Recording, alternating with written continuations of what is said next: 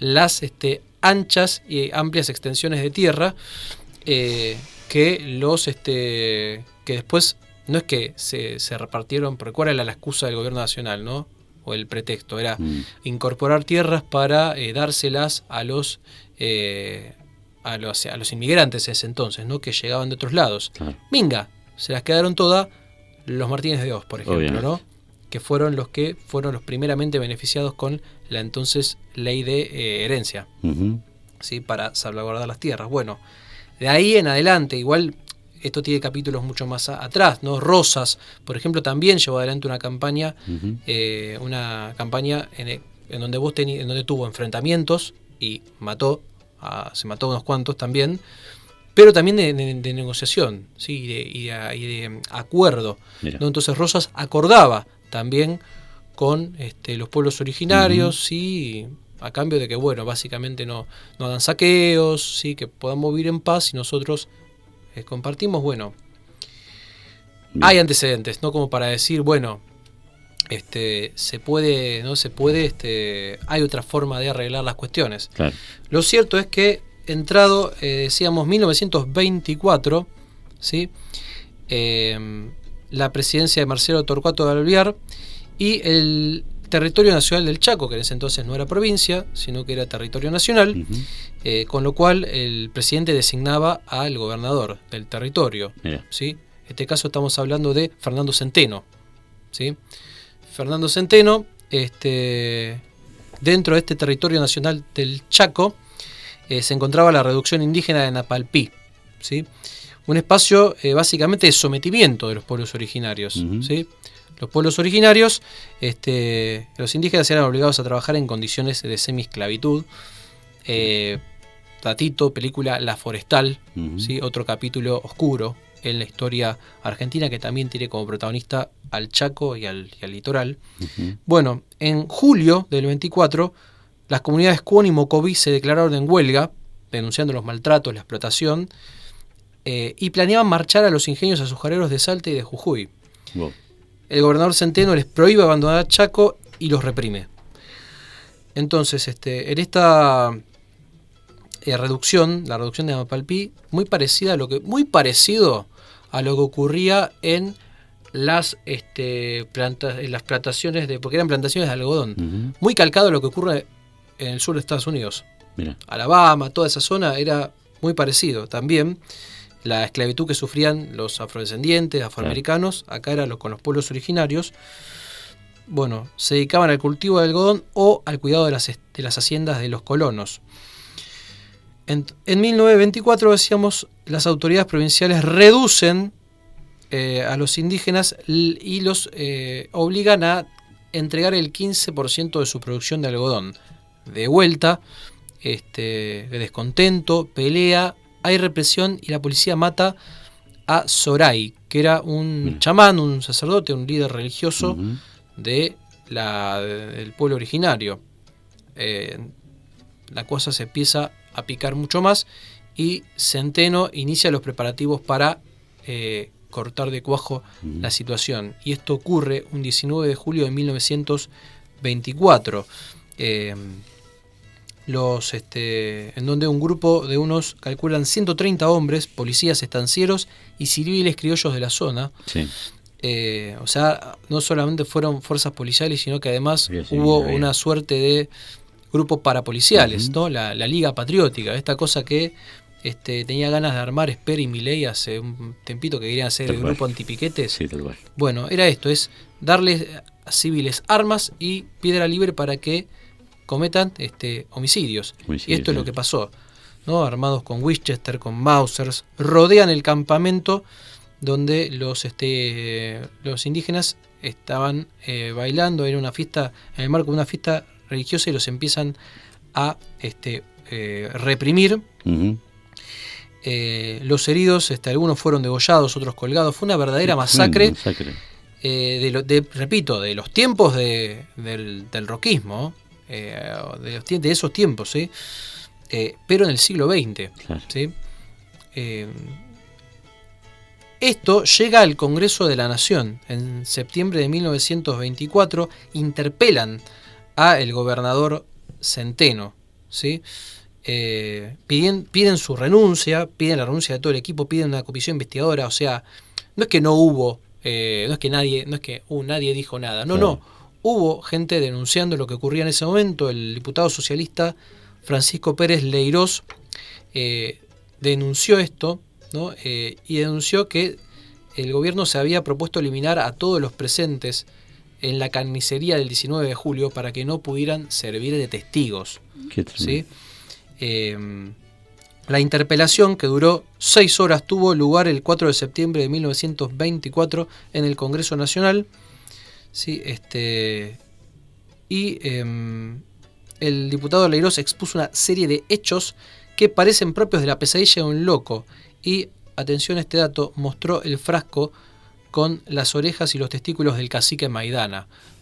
Habían, porque también habían perpetrado todo este tipo de, insisto, cosas medievales. Uh-huh, y pasaron en el siglo XX y que pasaron en nuestro país. Uh-huh. Pasaron, bueno, pese al ocultamiento que durante muchas décadas se hizo de este y otros hechos también,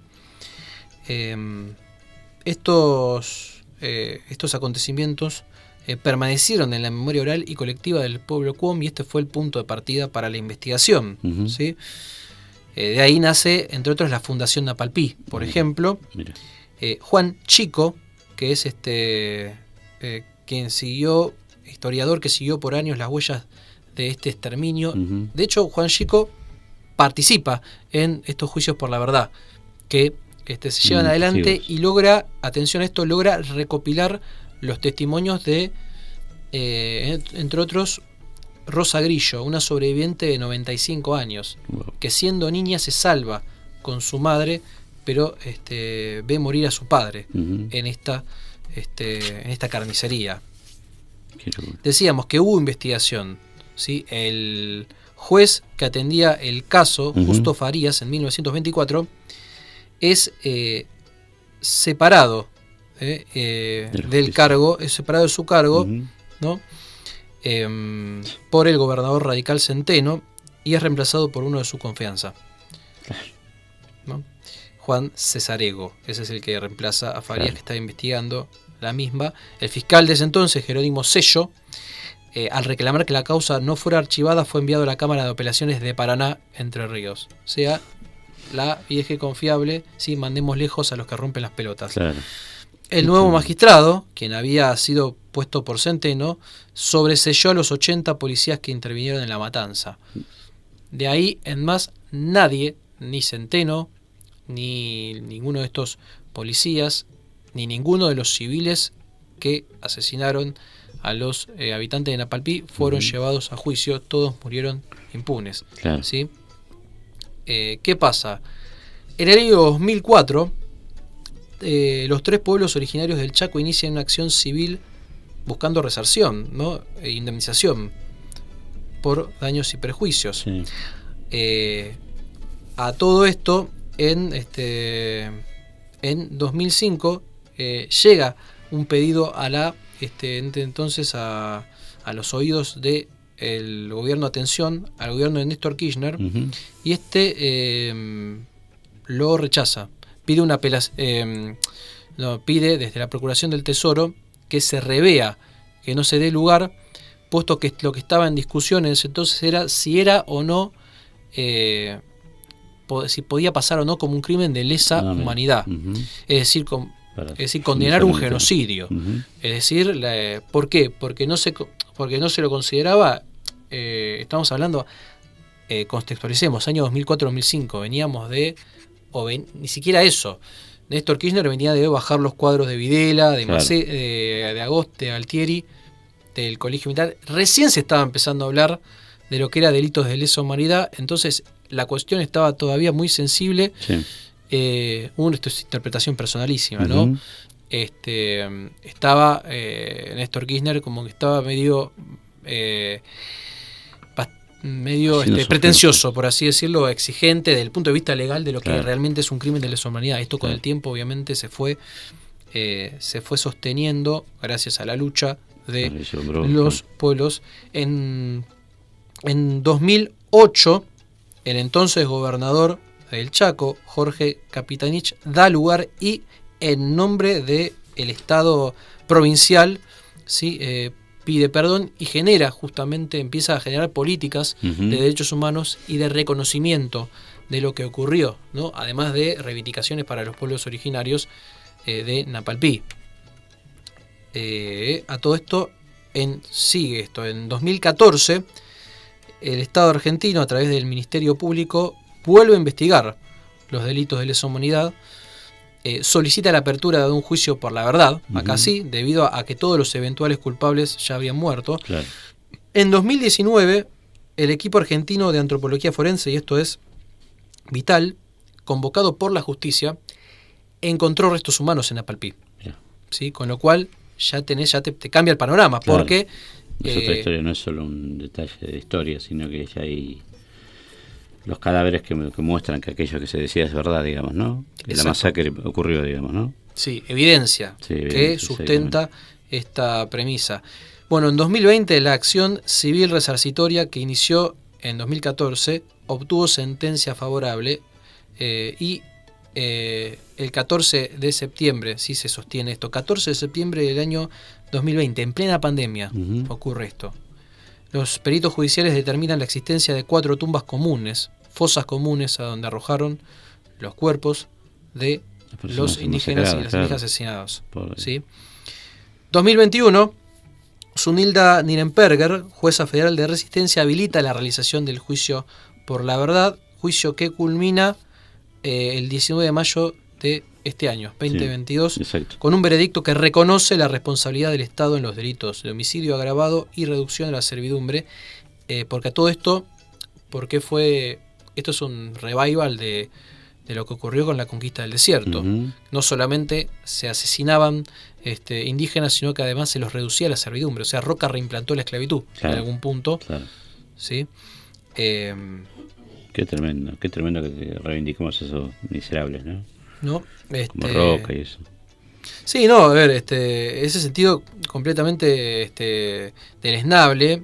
Roca tendrá sus otras apreciaciones desde lo que es la creación del Estado argentino y demás, pero a mí el argumento muy falible, que me parece más falible, es cuando quieren explicar, como decir, no, bueno, pero eran las formas de la época. No. Yo te lo puedo discutir en el 1700, en el 1800. Acá estamos hablando de 1924. Claro. O sea, tenés ley, o sea, había ley de sufragio, tenías ley de voto, tenías derechos civiles, tenías un montón de cosas. Y además, por algo lo quisieron ocultar. Claro, porque sabían que no había, no tenías retórica o basamento de dónde justificar la masacre, claro, ¿sí? Exactamente. ¿Qué ibas a decir, no? Que, qué sé yo, ni siquiera se les ocurrió decir, como dijo la dictadura, que eran enfrentamientos. Claro. Ni siquiera eso. Sabían que no lo podían hacer. Bueno. No había teoría de los dos demonios, claro. Tampoco, claro. Sí, tampoco. Directamente dijeron, nosotros podemos hacer cualquier cosa, podemos ocultar esto. Claro. ¿Sí? ¿Quién se va a enterar? Bueno, ocurrió. Y finalmente en 2022, con la sentencia de la jueza federal, el gobierno nacional pide perdón por los crímenes de lesa humanidad cometidos en Napalpí contra el pueblo Cuón y Mocoit y demás pueblos originarios, que de allí en más es prerrogativa del Estado y el Instituto Nacional de Asuntos Indígenas, ¿sí? Que es el garante de que se cumpla estas políticas, ¿no? De derechos humanos, de reivindicación, ¿sí? Contra el olvido, por la memoria, verdad y justicia también, y de puesta en valor de lo que son la cultura y de los pueblos originarios que forman parte de nuestro gen. Bien. Como argentinos, ¿no? Nuestra cultura que está atravesada por la cultura, además de la cultura europea y la cultura afrodescendiente también, por la cultura de los pueblos originarios. Así que en un día como hoy, recordando los hechos de Napalpí y reivindicando memoria, verdad y justicia también.